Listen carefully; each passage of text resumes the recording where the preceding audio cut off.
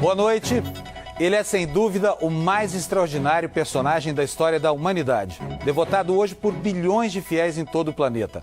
Rabino, revolucionário, profeta, apenas um camponês de uma aldeia pobre da Galileia. Afinal, quem foi Jesus de Nazaré? O que a história e a arqueologia podem nos contar sobre a sua vida e o tempo em que ele viveu? As últimas descobertas.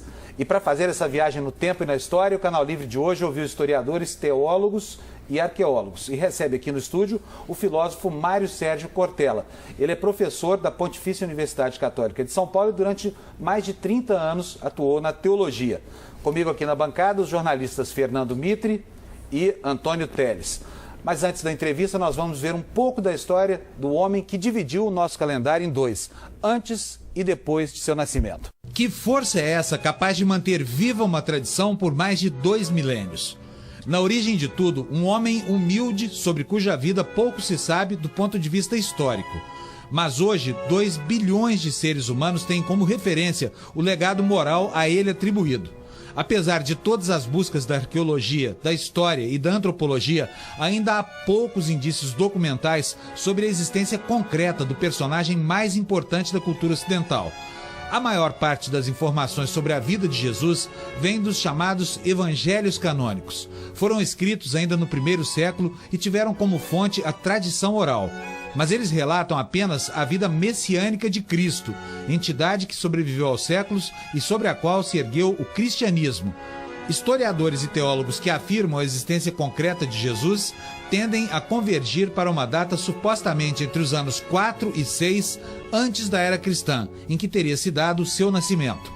Mas ao contrário dos relatos pormenorizados do período messiânico de Jesus, os evangelhos canônicos quase não trazem informações sobre sua vida material até os 30 anos de idade. O pouco que a historiografia permite confirmar sobre a vida de Jesus, no entanto, não impediu que ele se transformasse no agente da maior revolução de toda a história da humanidade.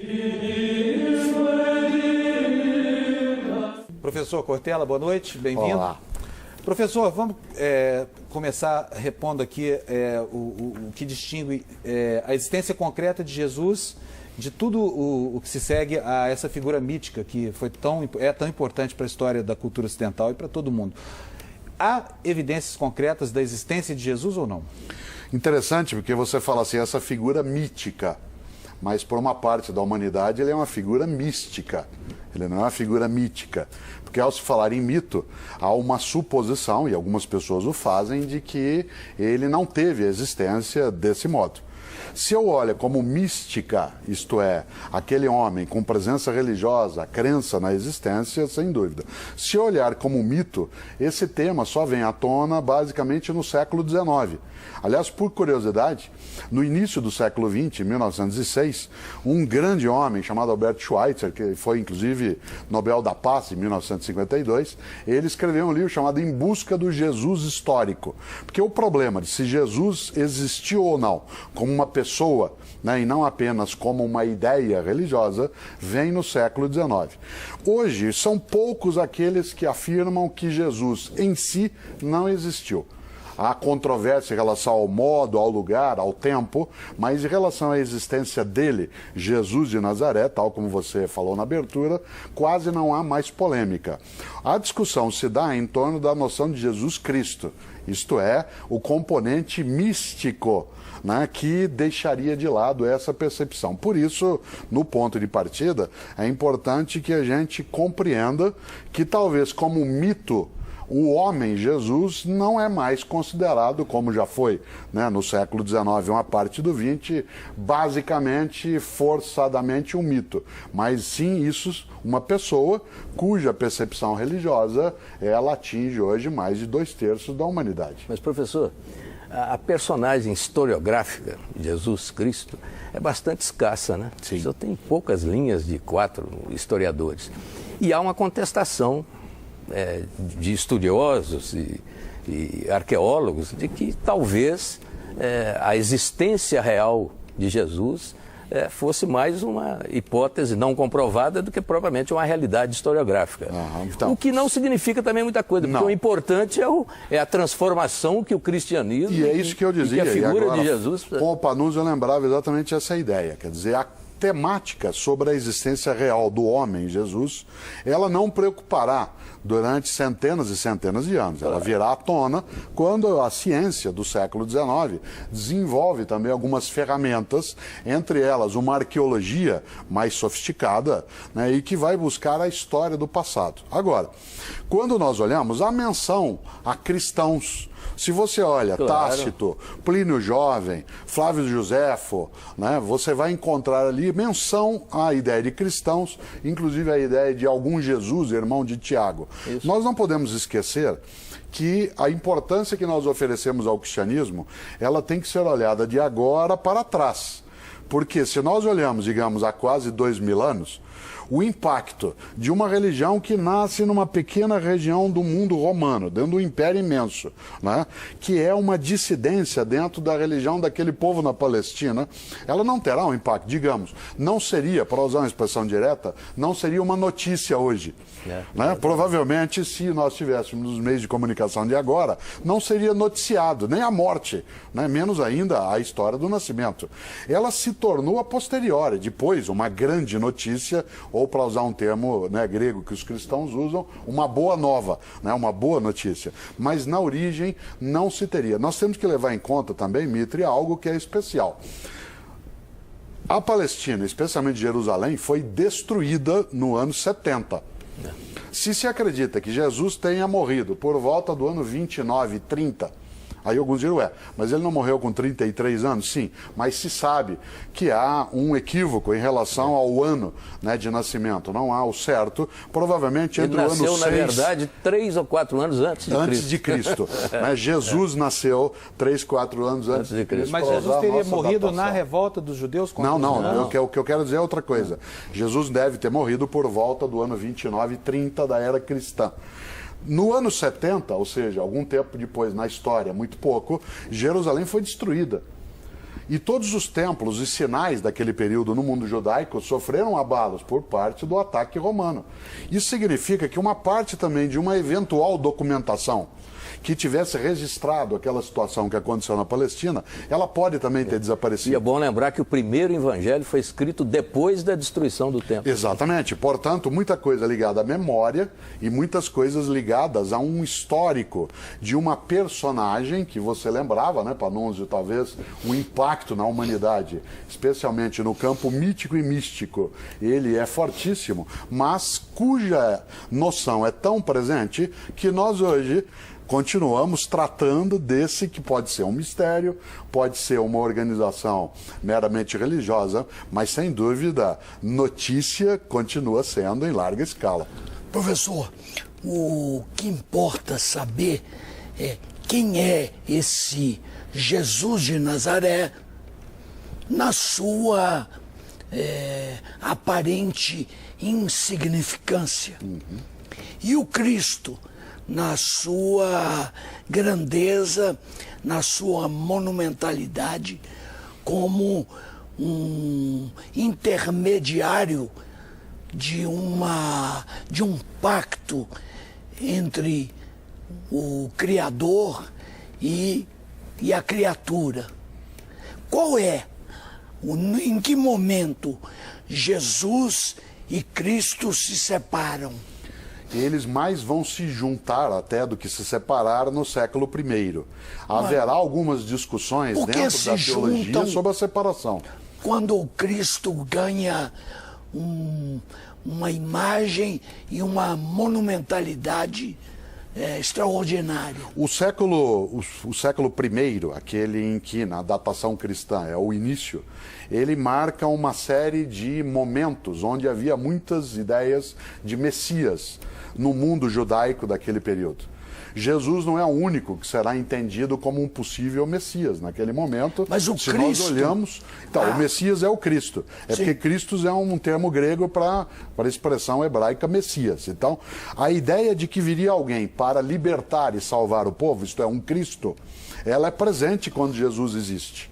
ela está ali no seio daquela comunidade, de toda aquela população. Ele era esperado. Professor, tem uma Jesus questão... será entendido como sendo o Cristo, aí eu vou falar o Cristo, e não Jesus Cristo, o Cristo por uma parcela das pessoas daquele momento. E depois, na história, assimilado como sendo o verdadeiro Cristo. Mas, professor, por essa aí parcela. é que está a questão.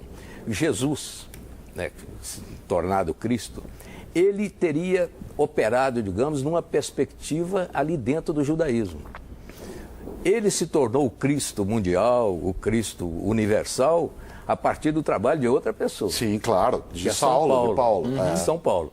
Então, é possível pensar que Jesus quis transformar o judaísmo, quis aperfeiçoar o judaísmo e ponto final. E São Paulo é que teve a grande visão de transformar Jesus Cristo no grande... Sem dúvida. Por isso que essa pergunta do Teles é muito importante. Quer dizer, em que momento há essa transição de um líder judaico, um rabi, um mestre, que encanta, no sentido duplo da palavra, as pessoas... A sua comunidade. Isso, a sua comunidade. Quando que ele ganha o status... E eu pergunto, de não seria Cristo? São Paulo o Sem autor dúvida. disso? Quando Paulo, ele já depois da morte de Cristo, para ele, né, da morte de Jesus, para aqueles que não são cristãos, né, depois da morte de Jesus, Paulo, que é um cosmopolita, ele sai por aquele mundo, pega inclusive, entre aspas, carona no movimento do Império Romano e sai difundindo uma mensagem que vai construir a ideia de Cristo. As cartas de Paulo, elas antecedem a produção dos evangelhos. Embora a gente leia, né, numa Bíblia cristã, primeiro os 4 evangelhos e depois as cartas de Paulo, né, elas foram escritas antes dos evangelhos, o que significa que a construção, né, e volto ao Teles, da ideia de Cristo encarnado em Jesus e vice-versa, ela virá, sem dúvida, né, depois da morte dele, Agora, com a construção teológica de Paulo. Que importância tem investigar a origem de Cristo, a vida de Cristo, até que ele se manifeste na vida de Cristo, de Jesus, como figura humilde, simples e relevante, até que ele se transforme no Cristo luminoso que traz, por exemplo, a mensagem das bem-aventuranças, que é o resumo de todo um pacto que a humanidade fez com o Criador. Nos 2 primeiros séculos, mas especialmente no primeiro século, do tempo do cristianismo, a maior importância de torná-lo Cristo é, de um lado, marcar a ideia que, de fato, ele foi aquele que veio para a salvação. Há outras questões envolvidas nisso. No primeiro século, a grande marca é dizer, entre os vários messias que apareceram nessa época, este é o verdadeiro. Aliás, professor, me desculpa, mas essa figura do Messias, que tinha apenas a túnica, o cajado, era uma figura muito comum no tempo de Jesus. Sim. Havia uma tendência filosófica que era composta pelos cínicos, né? Sim. Aliás, a palavra cínico hoje é muito diferente do sentido que tinha ao tempo de Jesus. Eu queria que o senhor explicasse por que Jesus, que tem, enfim, inevitável fazer uma associação com o movimento cínico, por que justamente esse personagem ganhou essa importância histórica? Até vamos lembrar um pouco, porque filosofia às vezes também o meu pedaço, a palavra cínico vem de cachorro. Né? Tanto que quem gosta de cachorro é chamado de alguém que é um sinófilo, não um cinéfilo, como o Mitre é. Né? É um sinófilo, aquele que gosta de cães. É porque na filosofia grega, né, pós-socrática, especialmente com Diógenes, né, o filósofo, se dizia que eles viviam sem nada, pelas ruas, né, como cães. E aí foi chamado de uma escola cínica, isto é, a escola em que as pessoas acham que ela, para existir, precisa ter apenas a ela mesma, sem nenhuma propriedade, sem nenhum bem. Curiosamente, há alguns autores que argumentam que Jesus de Nazaré aderiu, né, a esta concepção do ponto de vista filosófico. Isto é, ele partilhava esta perspectiva. Mais do que a estoica. Claro, muito mais do que a estoica, porque a estoica significaria, né, aqueles que, tal como lembravam alguns, aqueles que sofriam encalados. Alguns, inclusive, dizem que João Batista, né, seu primo, e aquele que vai batizá-lo dentro da tradição cristã, ele também tinha, né, por ter vivido no deserto, ter se alimentado com coisas que são do dia a dia banal, que ele seria também alguém com essa perspectiva. João, aliás, é mais próximo dos cínicos, de Diógenes, Antístenes, do que Jesus. Jesus como concepção. Jesus até que Agora, gostava tem algo de uma que você vidazinha levanta boa em que, alguns momentos. Que retoma, sem dúvida. É muito mais ascético João Batista do que Jesus, né, nesse ponto de vista. Mas há uma questão séria, que é fazer com que, volta ao tema, das várias possibilidades de Messias, que Jesus seja aquele que vai encarnar essa ideia. Mas Jesus, se ele não fosse um personagem preparado para cumprir a profecia, só pela movimentação histórica dele narrada nos evangelhos, ele já seria sacrificado ali. Era absolutamente inevitável. Ele afrontou todo o poder da Palestina. Jesus, sem dúvida, Mita, ele seria alguém naquele momento que independeria de Herodes. Exatamente. Ou independeria. Ele seria executado. Né, não independeria de Pilatos, dos romanos. Quando ele entra em Jerusalém, né, no burrinho, ele vem lá pelo lado do Monte das Oliveiras, do outro lado da cidade, vindo de Cesareia Marítima, vem Pilatos com as tropas romanas. E Jesus vai para onde? Vai para o templo e vai cutucar a onça lá no templo. A percepção de Jesus de Nazaré na sua pregação naquele momento, narrada nos evangelhos, nas cartas, nos atos, ela é uma pregação altamente revolucionária, em relação àquele grupo. Isso. A narrativa no Evangelho, ela faz um acordo, um concerto com C, né? Faz um concerto de várias situações vividas. Mas você não tem a dúvida, mesmo que não fosse a história dos romanos, do rei Herodes, de Antipas... Ele morreria na cruz, do mesmo modo, cruz, sem dúvida. onde morriam os inimigos de Roma. Por que ele é chamado Cristo e não Emanuel? Porque Emanuel é um nome que se usa para também falar de algo que Isaías tinha profetizado.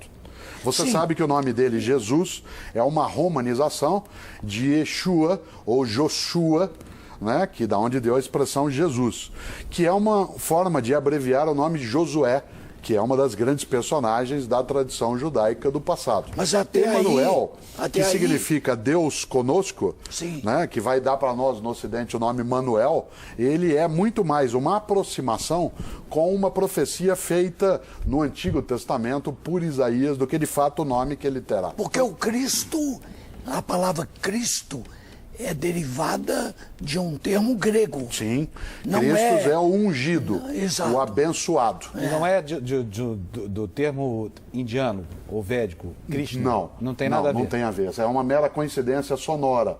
Né? Uma coincidência. Cristo significa o que ele quer, o ungido, que é aquele que é abençoado, que é aquele que foi o escolhido.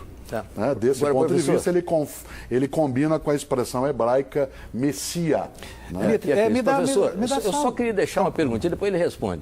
É pouco provável, não há nenhuma prova, nenhuma evidência, não há sinal nenhum de que Jesus nasceu no dia 25 de dezembro. E nunca os cristãos disseram isso. Pois nos diz que nós vamos voltar, podemos voltar nessa... Nunca os cristãos disseram qual era a data. Exatamente, mas aí tem uma convenção, tem uma convenção em relação Tem uma convenção, a isso, mas tem um outro dado histórico, aí esse é histórico interessante. Uma divindade, Mitra, que eu não posso esquecer o nome, nasceu sim, no dia 25 de dezembro, acredita-se segundo a tradição do mitraísmo. Então, alguns vão dizer que é mito, outros vão dizer que é místico. O cristianismo foi lá e pegou essa data. Né? Isso não muda toda a história, né? Mas ele dá um sabor especial porque aprofunda o mistério. E religião é mistério. Professor, nós vamos aproveitar agora, eu queria interromper em função disso, porque nós vamos conhecer a opinião de um outro especialista, que é o historiador André Chivitarese. Ele é professor de História Antiga da Universidade Federal do Rio de Janeiro. Normalmente, quando a gente pede uma prova concreta, nós esperamos um objeto palpável, não é? A cama, a casa, a roupa. Bom, isso não tem.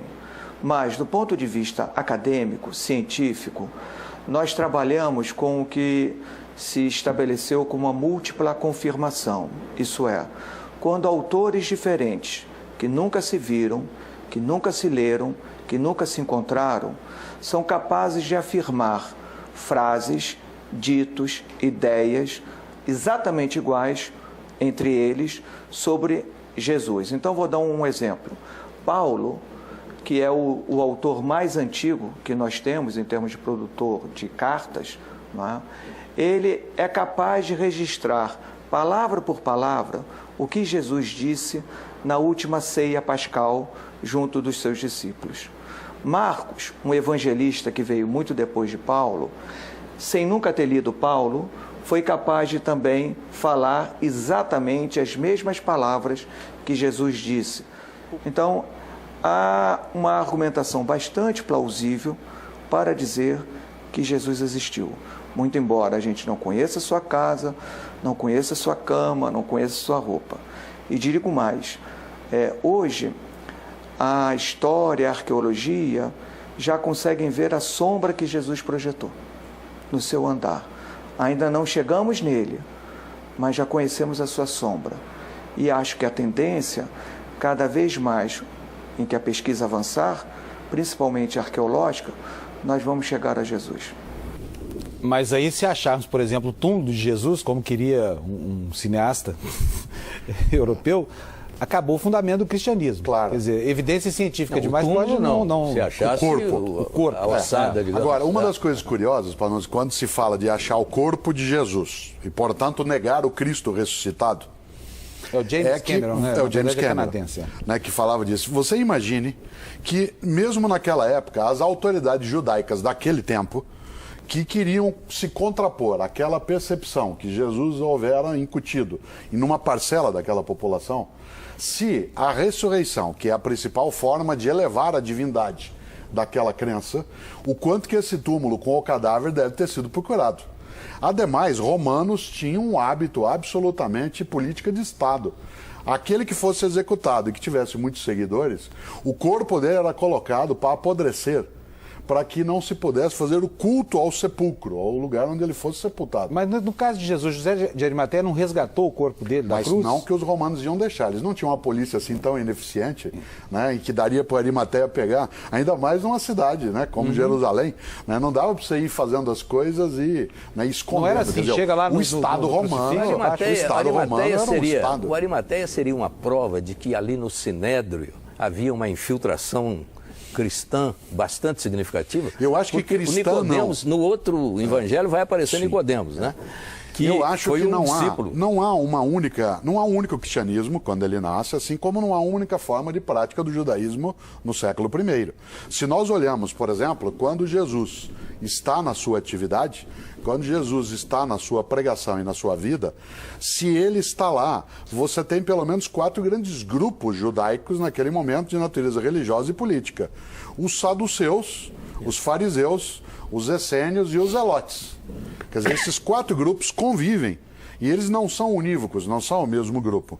É provável que houvesse simpatizantes da ideia de Jesus de Nazaré junto a outros grupos. Jesus era judeu, praticava o judaísmo. Isso, mas há uma hipótese que Jesus teria sido zelote.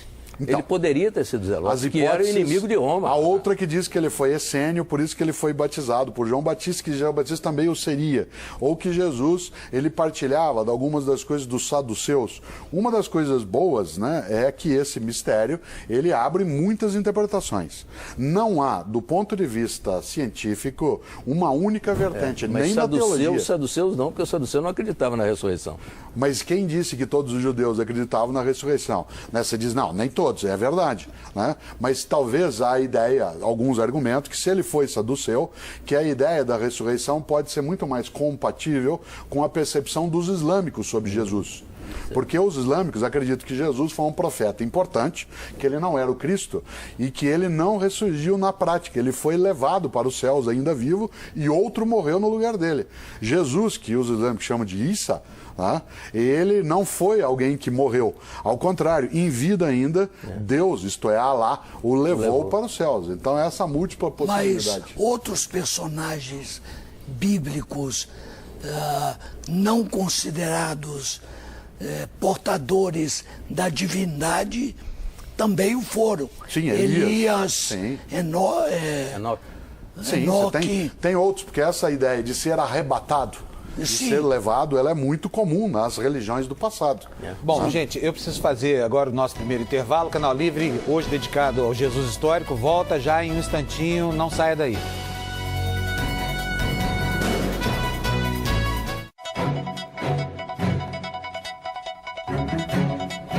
Voltamos com o Canal Livre, que esta noite debate a história de Jesus com o filósofo Mário Sérgio Cortella. Para Pedro Paulo Funari, que é professor de História e Arqueologia da Unicamp, mais vestígios da vida na Galileia, na época de Jesus, ainda serão descobertos nas próximas décadas. Vamos ver o que ele diz. A arqueologia ela é muito importante porque ela nos fornece o contexto no qual Jesus viveu. Nós temos muitas informações que provêm de escavações na Terra Santa, na Palestina. Elas se referem tanto às maneiras como as pessoas viviam, as suas casas, como que viviam as autoridades, como vivia o povo comum. Na Palestina, a vida era ao mesmo tempo muito simples, porque a população local dos seguidores de Jesus eram pessoas analfabetas que viviam no campo, viviam de atividades muito simples como a pescaria, que eram os primeiros seguidores de Jesus, camponeses, mas ao mesmo tempo era uma sociedade muito complexa, porque havia cidades inclusive com uma população estrangeira que falava outra língua, que era o grego. Havia tropas romanas que vinham soldados de pontos muito distantes do império. Portanto, Jesus conviveu, embora os seus seguidores e seu círculo mais íntimo fossem de pessoas muito humildes, ele conviveu com pessoas de diferentes origens étnicas, de uma região muito grande do Mediterrâneo Antigo. Nós descobrimos há um tempo atrás um barco na Palestina que é muito parecido com o que teria sido o barco dos pescadores que seguiam Jesus, como Pedro, e que Jesus mesmo utilizou. Encontramos também vestígios de casas da Palestina, da época de Jesus, que não usavam telhas, e que explica, por exemplo, uma passagem do Evangelho que fala que um paralítico passou pelo telhado, quer dizer, na verdade não eram telhas, era um teto de palha que podia ser facilmente retirado. Então, com certeza, novas informações virão nas próximas décadas. Agora, para quem crê, para quem acredita em Jesus, no Cristo, essas descobertas que se anunciam não podem acabar fazendo com que Jesus fique menor do que Cristo, evidentemente, no futuro? Acho que não, por uma razão, Panunzio. Os evangelhos, eles são textos de reverência, não são textos históricos. Em nenhum momento se pode supor que aquela descrição que ali aparece, ela tem um componente de natureza científica, de comprovação. Tá? Aliás, de uma certa maneira, é preciso entender que aquelas histórias, elas são improváveis, mas não impossíveis. O senhor está se referindo, inclusive, aos milagres, por exemplo? Não, as histórias em geral. Quer dizer, quando eu digo que é impossível, eu estou dizendo que isso nunca existiu. Quando eu digo que é improvável, eu estou dizendo que não pode ser provado. Não pode ser provado desde agora. Pode ser que se encontre em situações, né, dessa natureza. Agora, o que está por trás, que é uma força muito grande, é a força da fé. Volto à ideia. A Bíblia, ela não é uma narrativa, ela tem narrativas. Há coisas na Bíblia que elas coincidem com os tempos, com os modos, com os costumes, e outras que são de natureza eminentemente religiosa, que estão marcadas pela perspectiva exclusiva da fé. Algumas pessoas acreditam que o texto bíblico ele é literal, isto é, ele é mesmo aquilo que aconteceu. Mas isso não é consenso dentro das várias formas de cristianismo, nem hoje, nem na história. Professor, do ponto de vista dos evangelhos, se pegar o primeiro evangelho, que foi aquele escrito mais próximo do evento, quer dizer, Marcos escreveu 40 anos depois, né, mais ou menos ali na época da Revolução, da tentativa de Revolução, que foi em 66, não é? Então, sob aquela influência, mas ele conviveu com muita gente que viu Jesus, que pode ter testemunhado. É possível, e os outros evangelistas beberam muito na fonte de Marcos, é possível entender o evangelho de Marcos como aquele de maior credibilidade do ponto de vista historiográfico? É provável que ele contenha a influência mais forte, inclusive porque tanto o Evangelho de Lucas quanto o de Mateus, eles têm sim o Evangelho de Marcos como referência. Digamos que fosse a primeira reportagem que recolheu as das narrativas da época. Isso mesmo, né? E aí ele influencia o que virá na sequência. Aliás, é o texto mais jornalístico. Claro, né? mais jornalístico, é mais do dia, de jornal mesmo, de dia. É. Né? E o Evangelho de João, ele já está mais voltado para o campo místico naquilo que o Teles antes levantava em relação a mostrar que Jesus era Cristo e não só a mera trajetória. Tanto que você não tem a história do nascimento de Jesus narrada nos 4 evangelhos. Só um deles, que é Mateus, vai falar da visita de magos e assim por diante. O que é certo é que esses evangelhos, eles contam uma história do ponto de vista da fé, que para quem nela cria, era de fato, ainda é, a resposta da realidade. Há inclusive uma discussão sobre quem são de fato os autores dos evangelhos. Pode ser, inclusive, que, embora seja o Evangelho segundo Marcos, que seja uma homenagem ao apóstolo Marcos e uma comunidade resolveu batizar com esse nome. Há dúvida, né, hoje quase certa, que o João do Evangelho não é o mesmo do Apocalipse e não seria o mesmo discípulo amado. Quer dizer, existe uma série de situações... Ele se auto-intitula discípulo muito amado. Eu sei, mas não se supõe que necessariamente ele seja o mesmo. Podem ser 3 pessoas diversas e, eventualmente, o autor de um evangelho não necessariamente é uma pessoa. Ele pode ser um coletivo, uma comunidade que o faz. Não há essa certeza.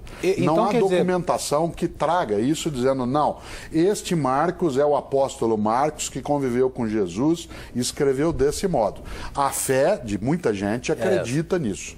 Mas se nós olharmos fora do exclusivo campo da fé, não há essa prova. Professor, que importância, na verdade, existe essa busca de detalhes, de fragmentos da vida de Jesus ou dos apóstolos, quando, na realidade, toda a estrutura da religação do homem com Deus está fundada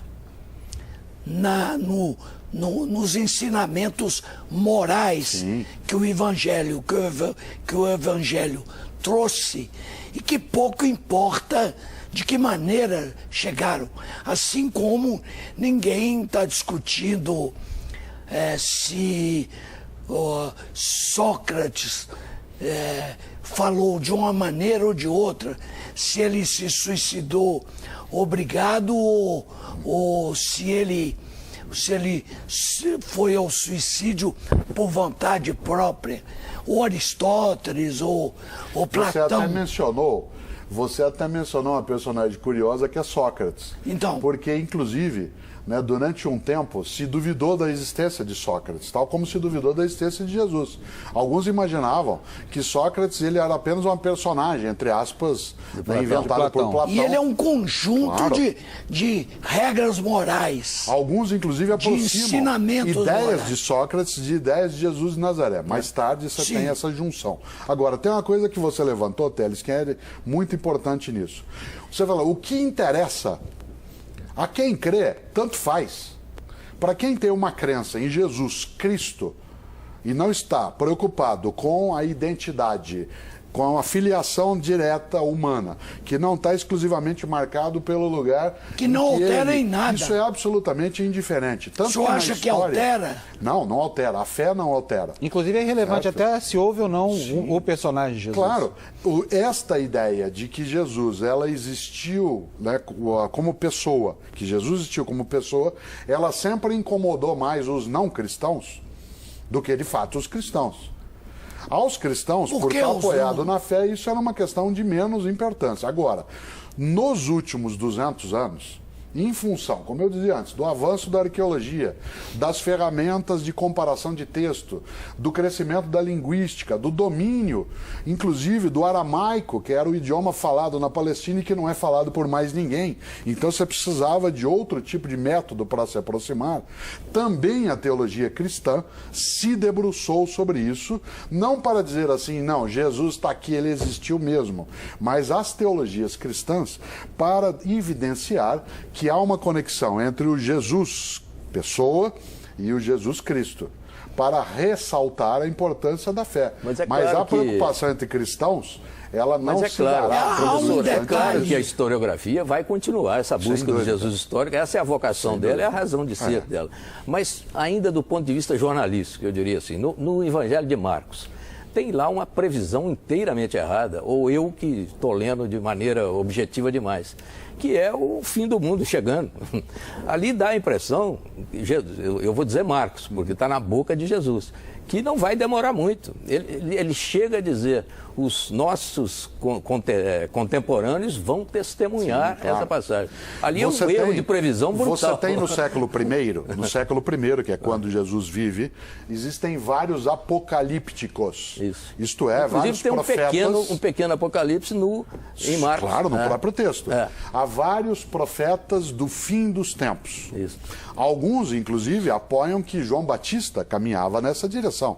E se a gente olha a pregação de João Batista, narrada também em alguns textos, ele dirá em relação ao fim próximo.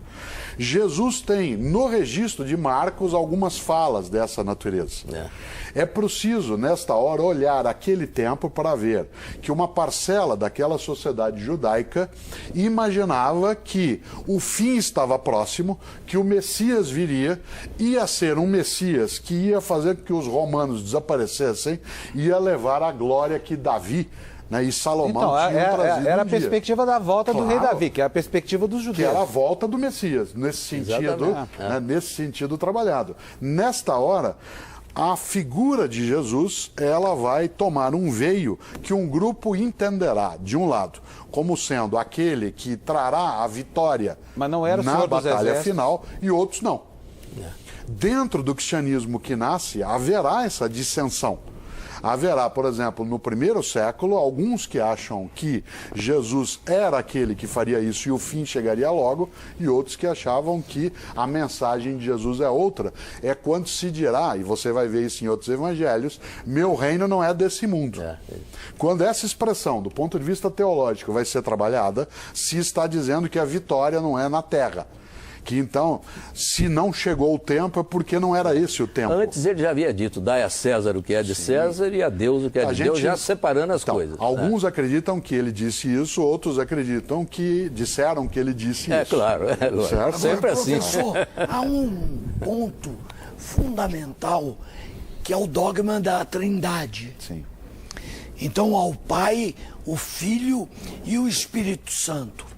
E o Espírito Santo tem uma presença como portador de dons que ele distribui aos seres humanos, sem que, entretanto, ele tenha a importância do Filho como Cristo. Por que isso?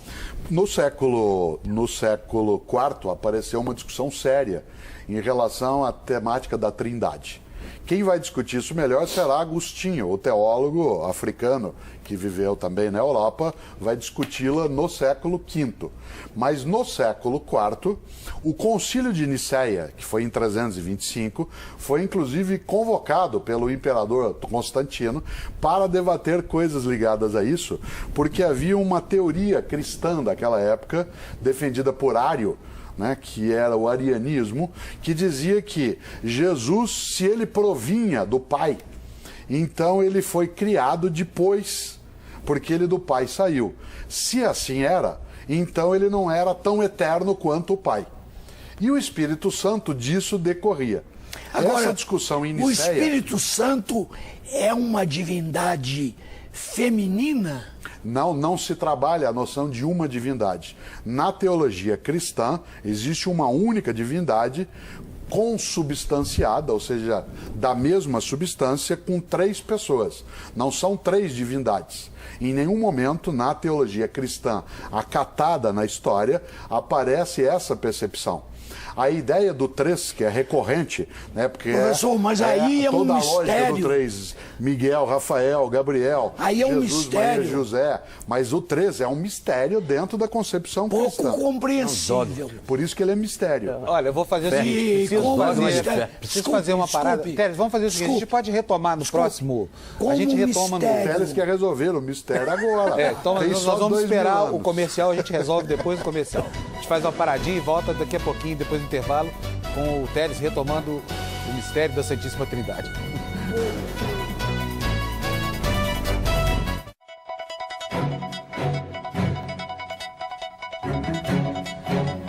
Estamos de volta para o último bloco do Canal Livre desta noite, hoje discutindo a vida do personagem histórico de Jesus de Nazaré.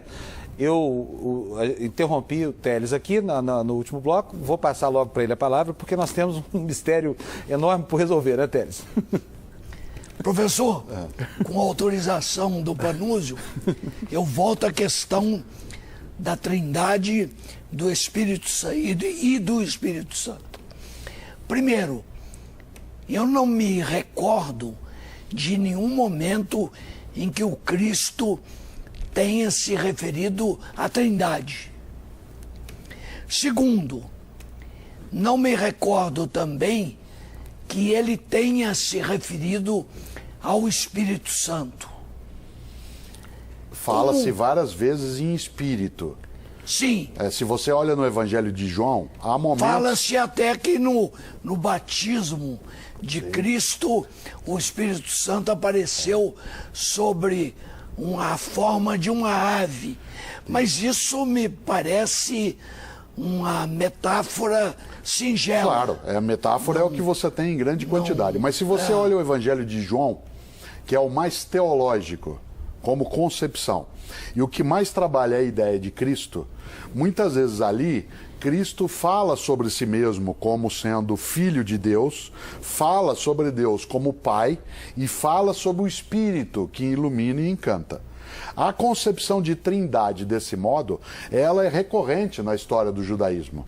Eu falava antes até do intervalo que se trabalha com Abraão, Isaac e Jacó, né, com a trilogia dos arcanjos, se trabalha sempre a noção do três. Ela é recorrente nessas culturas, inclusive entre gregos, entre egípcios. Se a gente olha, você lembrou o hinduísmo, né, num determinado momento, dentro da multiplicidade da força divina, né, do hinduísmo, Brahma, Vishnu e Shiva, também você tem um três. Então, a noção triádica do três, ela aparece com força naquele momento. E no Evangelho de João, há essa expressão. Também se encontra disperso nos outros 3 evangelhos, que são os chamados canônicos, algumas dessas questões. Por que isso é colocado como mistério? Né? Obviamente porque a explicação do ponto de vista racional, ela encontra um obstáculo. Como é que você tem um único Deus, que são 3 pessoas? Isto é, não seriam 3, então não é politeísmo. É evidente que a noção de 3 em 1, ela é muito mais um combate à concepção romana da época, que era politeísta, que tinha muitos deuses, e o reforço do monoteísmo abraâmico e mosaico. Né? Desse ponto de vista, a gente pode até interpretar isso de outros modos, inclusive porque os hebreus, lá no início, se você lê em hebraico o livro inicial da Bíblia cristã, que é da Bíblia judaica, que é o livro do Gênesis, no início a narrativa fala em Elohim, em deuses, e não em Deus. Verbo. Isso assim, e nós criamos, fala no plural. Depois é que vai se reduzir a esta ideia de 3, mas numa só pessoa, na concepção monoteísta. O verbo está em João, é assim que começa. Ou seja, a ação da tríade, dos 3. Né? Não é algo que a gente consiga, não só lidar aqui, mas faz pelo menos, digamos, 1.900 anos. Professor, né, mas que esse debate... Jesus não ajuda a confundir ainda mais a coisa na compreensão dessa complicadíssima Santíssima Trindade, quando ele interpela seu pai no momento da crucificação e pergunta por que foi abandonado? Sim. É que se você tem isso não em todas as narrativas. Nenhum dos 4 evangelhos ele é idêntico e nenhum deles tem o mesmo foco. Se você olhar as 4 narrativas que saem daquelas comunidades que as produziram e depois elas foram aceitas como oficiais, canônicas, porque há mais de 30 evangelhos. Os 4 aceitos é que tem essa posição. É claro que cada um deles vai dar uma ênfase. Um deles dá ênfase no fato de que Jesus é o Filho de Deus e recorre ao Pai. Mas você não tem isso de todos os modos em todos os evangelhos. Então, nesse polo, sim. Em todos eles, não. Né? Professor, deixa eu te fazer uma pergunta a respeito do Concílio de Nicéia e a respeito dos outros evangelhos. Até aquele momento, a igreja lidava com todos os evangelhos, inclusive os apócrifos, que tem alguns que são incríveis. E né? muitos são posteriores ao Concílio de Nicéia. Depois apareceram outros.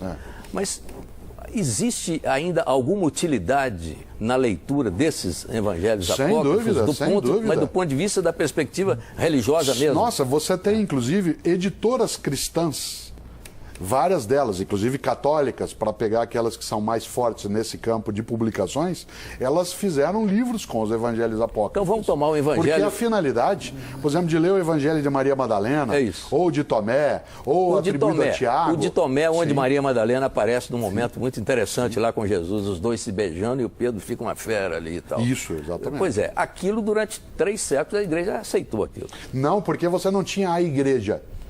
A gente não tem a igreja. A igreja, como a gente diz, tal como a gente diria assim, o governo, ela é uma figura. Mas foi no já do concílio de século Nicéia, IV. mas foi no concílio Claro. de Nicéia que Quando você vai ter configuraram a os quatro. igreja, É. mas você tinha múltiplas igrejas. A palavra igreja significa comunidade. Então você tinha muitas igrejas. Mas não esse existe uma conteúdo, igreja mas esse centralizada. conteúdo, o que o senhor acha desse conteúdo? Não, eu acho que esses conteúdos, eles são relatos possíveis daquele momento e eles são relatos que eles ajudam a entender algumas das coisas daquela época, mas do ponto de vista da teologia, todo o aporte, todo o apoio para a compreensão da religião está nos 4 canônicos. Os outros auxiliam a olhar um pouco sobre a infância de Jesus, sobre qual era o ambiente da época, qual que era a relação de Jesus com as mulheres e assim por diante. Você tem narrativas em evangelhos apócrifos Pois é, que falam da maior sobre a importância. manjedoura, sobre o boi Sim, e mas o jumento ao lado, mas, professor, todas essas histórias. é da maior importância a relação de Jesus com as mulheres. As mulheres têm uma Claro. presença incrível nos evangelhos. Aliás, uma das razões que fazia com que ele fosse, entre aspas, motivo de escândalo. Porque a palavra escândalo em inglês significa armadilha, Exatamente. obstáculo. Mas Olha, as mulheres foram patrulhadas brutalmente na história da igreja. Sem porque dúvida. se pegar, mesmo os canônicos, elas estão lá. É que mais uma nos vez, momentos mais cruciais. uma vez você está usando a igreja como se ela fosse uma. É. E a gente tem muitas igrejas, muitos cristianismos. Se a gente chama de igreja católica, apostólica, romana. Estou me referindo a isso, essa. a essa, O sem Mitre é um dúvida. herege, Mas é preciso lembrar porque ele defende que nos primeiros, a participação nos primeiros dos primeiros- 5 séculos do cristianismo, a figura feminina mais exaltada nas comunidades cristãs era Maria Madalena. Madalena. Mais adiante é que será Maria, mãe de Jesus. Né? Mas se tem toda uma lógica em relação a Maria como o papel da mulher. E O que o outras Pedro está mulheres, querendo e outras perguntar para o mulheres. senhor e ainda não teve coragem, o que havia entre Jesus e Maria Madalena? Não, eu queria ir muito além. Eu acho Pode que havia um responder. respeito fortíssimo. Alguns Claro. textos dizem que eles mantinham uma relação, né, de intimidade. Essa intimidade poderia ser aquela Intimidade quase sexual. impossível. Alguns textos diriam que sim, mas não nos evangelhos apócrifos. O que se dizia em alguns relatos é que Jesus às vezes osculava, beijava, isso dava ciúme em outros, a Maria, a Madalena na boca. Agora, esse não era um gesto de natureza sexual. Mas São Pedro ele não beijava na boca, né? Então não tem a diferença. Então, esta lógica entre dois homens, ela não era a mesma que entre um homem e uma mulher. Agora, esta questão, ela é algo que passa lateralmente no dia a dia, né, do cristianismo. Quando a gente olha, vez ou outra vem à tona esse debate sobre se ele foi casado com ela. Isso. Os evangelhos aceitos mesmo- na teologia cristã Não. dizem que não. Não, agora, Né? Os outros as mulheres, me mas as permite mulheres aqui. têm uma presença, viu, Panudo? As mulheres têm um outro tipo de presença no Evangelho, que é a presença da coragem. As mulheres são muito mais corajosas do Claro, que os foi homens. para uma mulher que Jesus se Os homens manifestou fugiram. a primeira vez. Os homens foi fugiram. a samaritana. Os E apóstolos- foi para uma mulher que ele manifestou, foi Isso. Maria Madalena, na hora da crença da ressurreição. Exatamente. E os apóstolos todos fugiram no dia da crucificação e as mulheres estavam lá. Gente, firmes. antes que... Professor, o antes que eu- senhor me responda com autorização. Não, pode do Panúzio. pode seguir. O senhor acha que de toda a história, o que importa mesmo são as virtudes Claro, é a teologais, mensagem, a fé, a ideia, a por exemplo, de que um homem esperança e o nasceu. amor? E é isso que traz a beleza de um Natal. Um homem nasceu e a crença é que esse homem veio acreditando na possibilidade de paz. E que essa religião o fala em amor. fraternidade, fala em amor.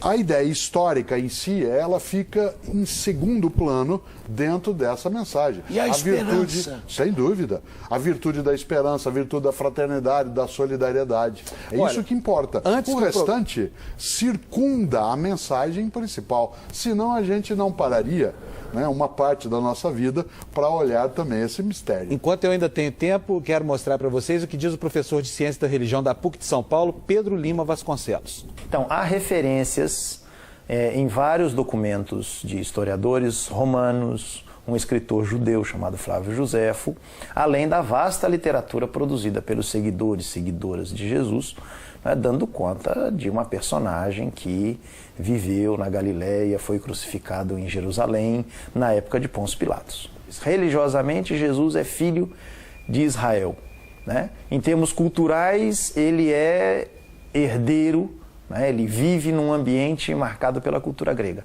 E política e militarmente a dominação é romana. Um filho de Israel, né? Filho das tradições de Israel, né? Um líder, do ponto de vista sociológico, a gente o chamaria de um líder carismático. Seus seguidores e seguidoras descobrem nele palavras que ressignificam a vida, as próprias vidas, dão um outro rumo às próprias existências. Nesse caminho, nessa atuação de alguém que tem palavras significativas, renovadoras da vida, suas ações libertadoras registradas nos evangelhos na forma dos milagres, esse conjunto de palavras e ações o colocou em rota de colisão com as autoridades religiosas e políticas da época, o que resultou exatamente na sua crucificação.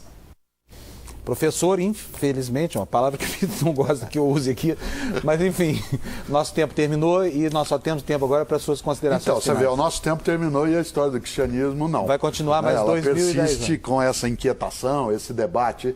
Os 3 especialistas que falaram, todos eles têm nome de apóstolo, né? São 2 Paulos, um Pedro, né?